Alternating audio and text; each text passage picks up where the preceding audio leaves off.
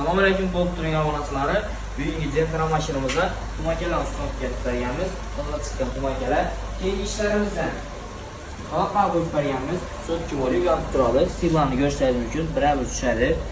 Keyingi ishlarimizdan mashina tillarini yoqib berganmiz. Geshdan qo'lni ko'chani yoqib berasizlar. Keyin eshik ochganda Chevrolet emblemani ustoz ketib berdik. Orqa qismiga keladigan bo'lsak, orqa qismida svetlarni yoqib berdik. Kovurda, o'rinkada, tormozda, patpanikda yanadi. Salon qismiga keladigan bo'lsak, salon qismida shuni chexoldan qo'yib berganmiz. Bu chexolni qaranglar, koja xili bo'ladi, chotki. Keyin torpedolardan shuni svetlarni yoqib berdik. Oyoq tina lampochkalar qo'yib berganmiz, megalkalar.